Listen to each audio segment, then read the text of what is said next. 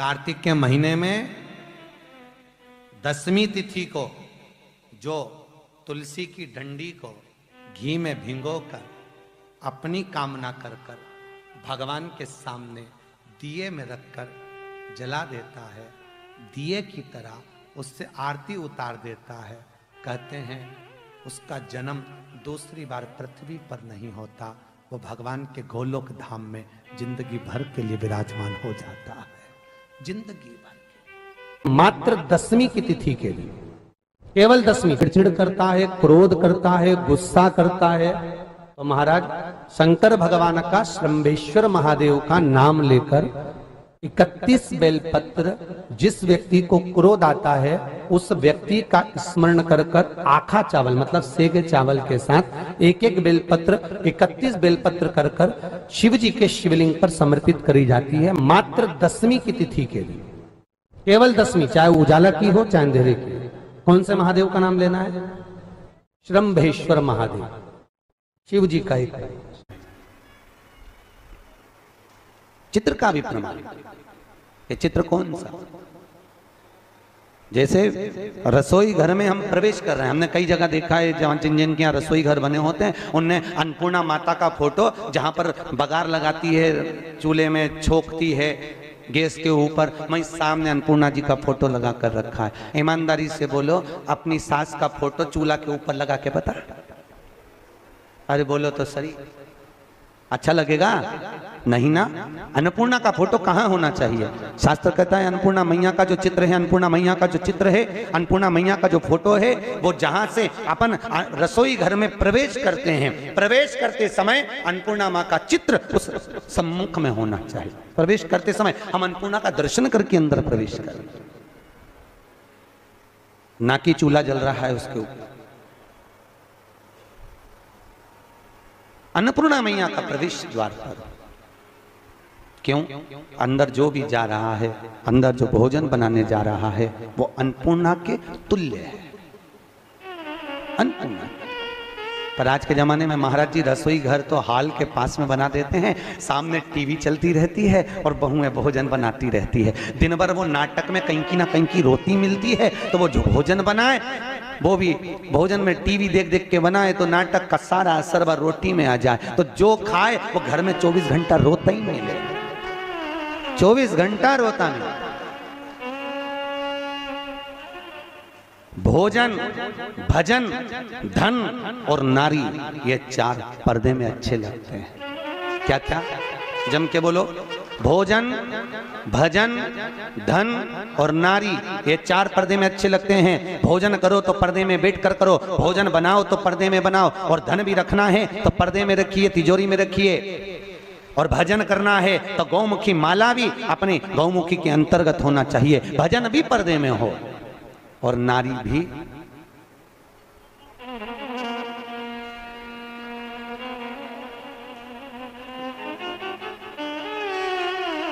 अब आज 3रा दिन हो गया, बोलना नहीं पड़े जी जियो, हमारा क्या जाए, हम तो बोल देते हैं कि देखो ये सब चीजों का बड़ा प्रमाण है। जरा सा वो भोजन, जरा सा भोजन, वो दुर्योधन ने कहा शकुनी मामा से, मामा मेरे इतने भाई मर रहे हैं और 5 पांडव नहीं मर रहे, अगर इनको मारना चाहे तो भीष्म पितामह 2 क्षण में मार दे। आखिर ये भीष्म पितामह को क्रोध क्यों नहीं आ रहा, इनको गुस्सा क्यों नहीं आ रहा? तो कहा इनको गुस्सा ना आने का कारण केवल इतना है क्योंकि भीष्म पितामह जब भोजन करने जाते हैं तो भोजन जो भीष्म पितामह करते हैं वो पर्दे में करते हैं। अगर भीष्म पितामह के भोजन पर चंडाल की दृष्टि पड़ जाए तो भीष्म पितामह को क्रोध आ जाए। तो मामा ये बताओ कि उस भीष्म पितामह के भोजन पर चंडाल की दृष्टि पड़ना है तो भीष्म पितामह तो एकांत में भोजन करते हैं, पर्दे में भोजन करते हैं, फिर मैं चंडाल कैसे भेजूं? इतने में शकुनी मामा ने कहा भांजे तू चंडाल से कम है क्या, तेरी दृष्टि दे दे, तो तेरी दृष्टि दे। और जैसे दुर्योधन ने कहा मामा तो मुझे चंडाल कह रहे हो, नहीं कह नहीं रहा, मैं तो प्रैक्टिकल करने की बात कर रहा हूं, प्रैक्टिकल करके देख ले। और जैसे ही दुर्योधन ने भीष्म पितामह के भोजन पर अपनी दृष्टि दी और आज भीष्म पितामह ने संकल्प ले लिया कि कल का सूर्यास्त होते हुए अर्जुन नहीं देख पाएगा, मात्र भोजन करा और बुद्धि बिगड़ गई। ये भोजन का असर है।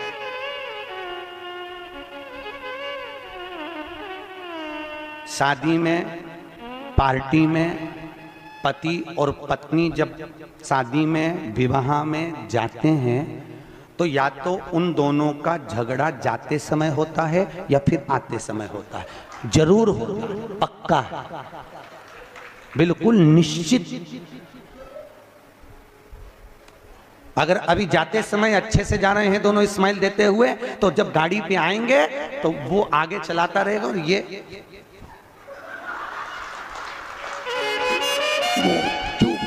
बोले आवाज तक कुछ आवाज वो बोलेगा, अरे बोल तो हुआ क्या, मैं तुमसे बोल दिया ना चुपचाप चलो।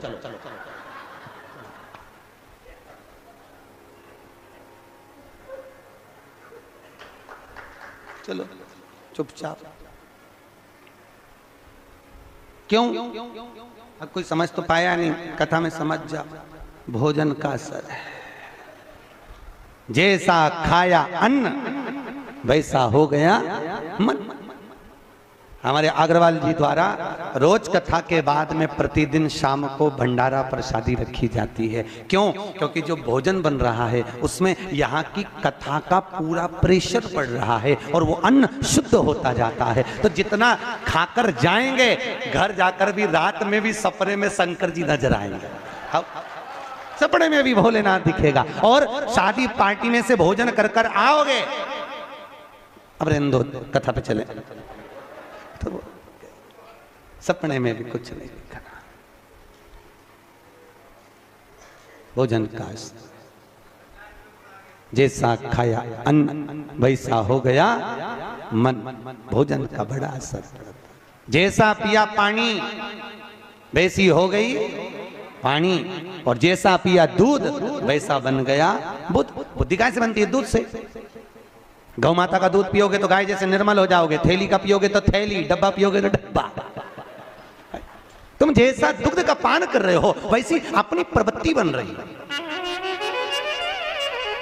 भीष्म गीता के अंतर्गत भीष्म पितामह ने बाणों के सैया पर पड़े रहकर अर्जुन को ज्ञान उपदेश दिया। अर्जुन, 4 तरह का भोजन बेकार होता है। अर्जुन ने पूछा, महाराज कौन कौन सा पितामह? पितामह ने कहा 4 तरह का भोजन बेकार है। पहला, अर्जुन, जिस भोजन की थाली को कोई लांग कर चले जाए वो नाली में पड़े हुए कीचड़ के बराबर है।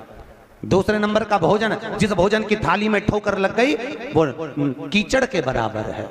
और तीसरे नंबर का भोजन, जिस भोजन की थाली में केश पड़ा हो, बाल पड़ा हो, वह दरिद्रता प्रदान करने वाला होता है। और चौथे नंबर का भोजन, अर्जुन सुन, पति और पत्नी अगर एक ही थाली में साथ बैठकर भोजन कर रहे हो तो वो मदिरा के बराबर होता है, मदिरा के तुल्य है।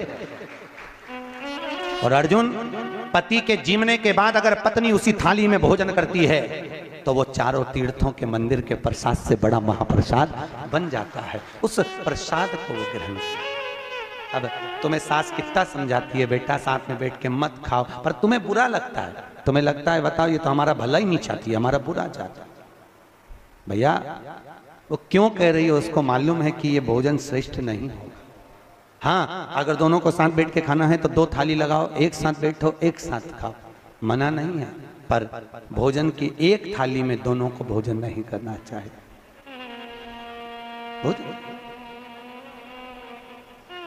भाई, हमारी प्रवृत्ति, हमारी वृत्ति,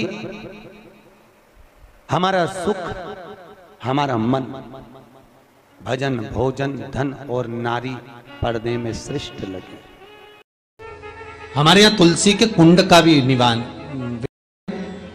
आप लोग कई बार देखे होंगे, किसी किसी के यहाँ चौकोर तुलसी का क्यारा होता है, कुंडा होता है, वो वंश बढ़ाता है। षडाकृति का है, वो धन देता है, संपदा देता है। दोष हमारा है, हम तुलसी के कुंडे के नीचे शंकर जी को रख देते हैं। क्यों? कि यहीं तुलसी जी को पानी चढ़ाएंगे, यहीं शंकर जी को चढ़ा देंगे। दोष है। तुलसी के कुंड के नीचे हम सर्पदेव को रख देते हैं, नाग देवता रख देते हैं, पानी चढ़ाएंगे, पात्री रख देते हैं। नहीं, दोष।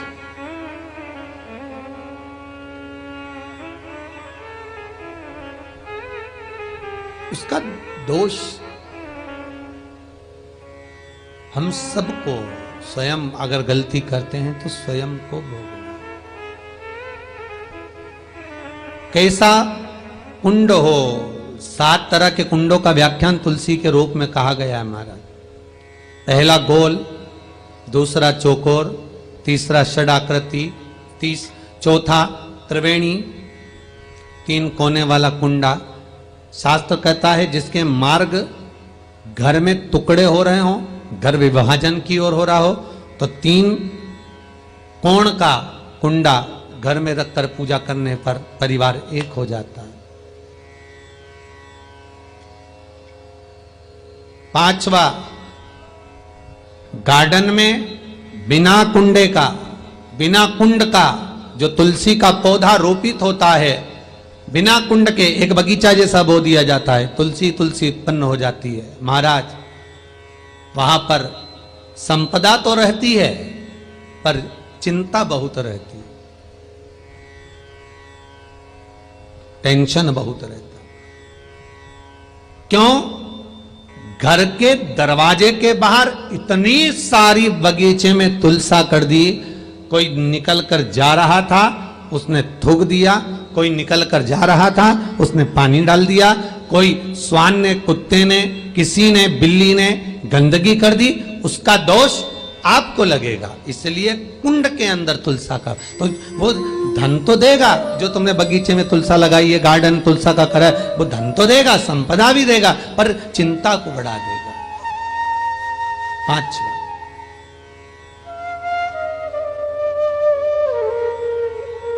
महाराज 6, तुलसी के कुंड को 3 धार पर लटका कर रखना। कई जगह पर आपने देखा होगा तुलसी का जो कुंडा होता है उसको 3 जो तार होते हैं, 3 जो चेन होती है उस पे लटकाया जाता है। महाराज विष्णु पुराण उसका भी व्याख्यान करती है। महाराज वहां व्यक्ति के कार्य उन्नति की सीढ़ी की ओर बढ़ जाते हैं।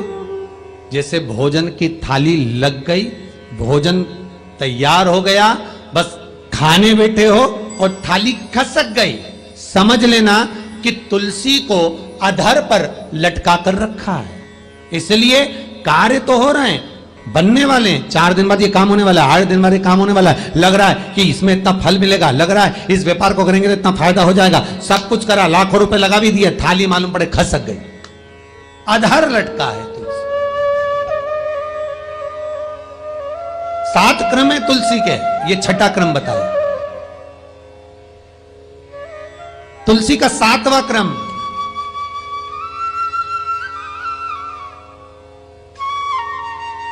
तुलसी का 7वां क्रम है। महाराज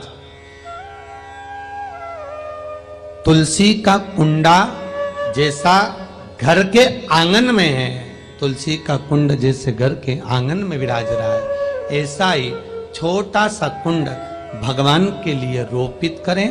प्रतिदिन भगवान की सेवा करते समय तुलसी का कुंड सम्मुख रखकर उसकी आराधना करना, फिर उस कुंड को वापिस बाहर ले जाकर रखना, फिर दूसरे दिन पूजन के समय पर कुंड को लाकर रखना। हम तो यहां तक कहते हैं विष्णु पुराण गर्ग संहिता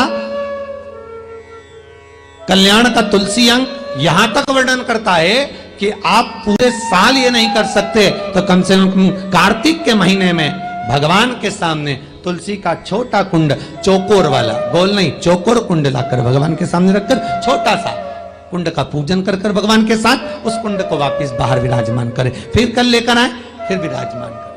आप पूरे साल नहीं कर सकते तो चीजें हैं। पहले नंबर पर है नसीब, दूसरे नंबर पर बदनसीब और तीसरे नंबर पर खुश नसीब। जो भी परमात्मा ने आपको दिया वो आपका नसीब है, और परमात्मा ने जो दिया उसके बाद भी आप अगर संतुष्ट नहीं हो वो आपका बदनसीब है। जो मिला उससे भी हम खुश नहीं है तो ये आपकी बदनसीब है। जो मिला उसमें संतुष्टि है, समझ लो आप खुश नसीब हो, परमात्मा ने आपको। कार्तिक महीना प्रारंभ हो रहा है, मेरे शंकर भगवान के दरवाजे पर जाकर, मेरे शिव भगवान के दरवाजे पर जाकर दीपदान जरूर करो, दीप जरूर लगाओ। मंदिर में अगर कोई दिया रखा हुआ है और आप घर से इतनी बड़ी डब्बी ले गए, उसमें घी थी, बत्ती थी, माचिस थी, माचिस बत्ती और घी डब्बी में तुम लेकर चली गई, दिया लेकर नहीं गई, तुमने दूसरे के रखे हुए दिए में अपनी बत्ती लगाकर आ गई हो तो तुम हजारों बार बत्ती लगाना, जिसका दिया था उसी के खाते में वो दीप दान जाएगा, तुम्हारे खाते। जब मौका मिल जाए, लगे आपको कि लक्ष्मी की कमी है, कमलगट्टा पानी में डालकर या कमलगट्टा शिव जी पे चढ़ाकर उसका पानी चढ़ा, जल चढ़ाते रहिए। हां, बीच बीच में अगर ज्यादा तकलीफ आए तो चंदन, लाल चंदन उसमें डालकर चढ़ाओ। लक्ष्मी की कमी आए, कमलगट्टा डालकर चढ़ाओ। रोग ज्यादा घेर रहा हो तो काली तिल चढ़ाकर चढ़ाओ। और ज्यादा तकलीफ बीच में आ रही हो तो शमी पत्र चढ़ाने के बाद फिर जल चढ़ाओ।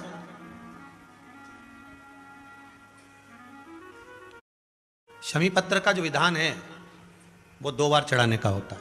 एक बार अगर आप किसी कामना से शमी पत्र चढ़ा रहे हो तो शमी पत्र पहले शिवलिंग के ऊपर चढ़ाया जाता है, उसके बाद जल चढ़ाया जाता है।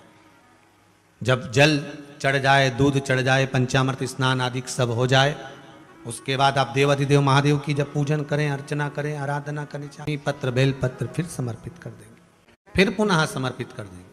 शमी पत्र चढ़ाकर आप भगवान शिव के सामने आकर ब्रह्मा जी ने भी झूठ बोल दिया, केतकी के फूल ने भी झूठ बोल दिया, गौ माता ने भी झूठ बोल दिया, सब झूठ बोले, पर मेरे नारायण झूठ नहीं बोले। मेरे नारायण ने सत्य कहा कि मुझे भगवान शिव के चरण नहीं मिले, तो भगवान शंकर ने कह दिया कि हे नारायण, आपने सत्य कहा है, इसलिए आपका नाम सत्य नारायण होगा।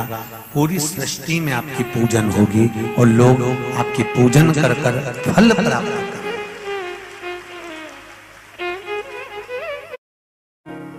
गौ माता ने झूठ बोला, इसलिए गौ माता से कहा तेरा पूरा शरीर पूजा जाएगा पर तेरा मुख अपूज्य होगा। केतकी के फूल ने झूठ बोला तो कह दिया भगवान शंकर ने, एक केतकी के फूल सारे देवताओं पर चढ़ेगा पर शंकर भगवान पर कभी नहीं चढ़ेगा। शिव पर अगर केतकी का फूल अनजाने में भी चढ़ जाता है तो 1000 गौ हत्या के बराबर दोष लग जाता, तो मुझ पर नहीं चढ़ेगा। ब्रह्मा जी ने झूठ बोला तो उनका सिर कटा, कटा हुआ सिर बट का पेड़ बना। भगवान ने उसका स्मरण कराया। शिव जी का नाम बटकेश्वर महादेव। व्यक्ति के जीवन में जब कर्जा बढ़ता है, कहीं कोई व्यक्ति को धन दिया, पैसा दिया और वो पैसा लौट कर नहीं आता, तब बटकेश्वर महादेव का पूजन किया जाता। कोई व्यापारी धन खाकर भग गया, पैसा खाकर लेकर भग गया, नहीं दे रहा है, कहीं कर्जा बढ़ते चले जा रहा है, तब बटकेश्वर महादेव का पूजन किया जाता है। महादेव का स्मरण हम तो आपसे भी कहेंगे, अगर आपको कभी ऐसा लगता है कि हमारा धन नहीं आ रहा है या पैसा अटक गया है, तो बड़ के पेड़ के नीचे अगर कोई शिव जी का मंदिर हो या बट वृक्ष के नीचे शिव मंदिर ना भी हो, बड़ का पेड़ भी अगर कहीं हो, तो 1 लोटा जल बटकेश्वर महादेव के नाम से आप चढ़ाना प्रारंभ करो और बाबा से निवेदन करो। शिव कृपा अवश्य होगी और वो धन अपना वापिस अवश्य प्राप्त होगा। बटकेश्वर महादेव लक्ष्मी को वापिस लेकर आते हैं। ये बटकेश्वर महादेव का कर्म करो, फल उस परमात्मा पर छोड़ो। गरीब बड़ा है, उसके पास खाने तक के लाले पड़ रहे हैं, तो हम उनसे शिवालय का दीपदान हम आप लोगों से भी कहेंगे, कभी एक बार प्रैक्टिकल करो। 1 वर्ष का कोई भिक्षा मांगने वाला भी है ना, बहुत दरिद्रता उसकी जिंदगी में है, बहुत गरीब बड़ा है, उसके पास खाने तक के लाले पड़ रहे हैं, तो हम उनसे एक निवेदन करेंगे कि प्रयास, ये 7 जगह हैं जहां पर कभी एक जगह का नियम बना लो, या तो बेलपत्री के पेड़ के नीचे, या शमी के वृक्ष के नीचे, या पीपल के वृक्ष के नीचे, या आंवले के वृक्ष के नीचे, या बट वृक्ष के नीचे, या शंकर भगवान के शिवालय में, या अपने घर के दरवाजे के बाहर। ये 7 स्थान हैं, इसमें से कोई एक स्थान आप चुन लो। एक दिन भी नागा नहीं होना चाहिए, एक दिन भी कैंसिल नहीं होना चाहिए, एक दिन भी उसमें कहीं अड़चन नहीं आना चाहिए। एक वर्ष ये 7 स्थान में से कोई एक स्थान पर 1 वर्ष तक रोज शाम के समय प्रदोष काल में दिया लगाना चालू करो। भले वो दिया 2 मिनट जले, पर प्रदोष काल में अगर तुमने एक जगह का भी नियम ले लिया 1 साल का, फिर हमको बताना कि मेरे कुबेरेश्वर बाबा ने तुम्हारे घर में संपदा की कमी तो नहीं रखी। वो भंडार भरने में कमी नहीं रखता, भंडार भरता। एक स्थान चुन लो, या तो पीपल का वृक्ष चुन लो, या आंवले का वृक्ष चुन लो, या फिर शमी का वृक्ष चुन लो, या फिर आप बेलपत्री का या बट वृक्ष।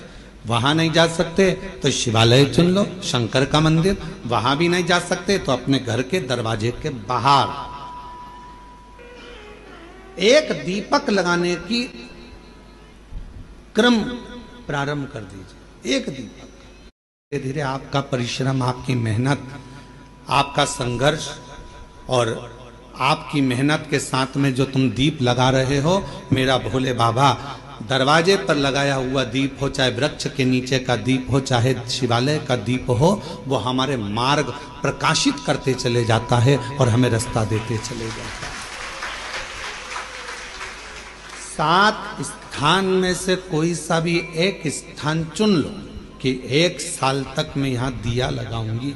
1 वर्ष आपके दुख परमात्मा की चौखट पर दीप जलाने से, या अपने घर के बाहर दीप जलाने से, या पंच वृक्ष के नीचे दीप जलाने से दुख धीरे धीरे समाप्त हो ही जाता है।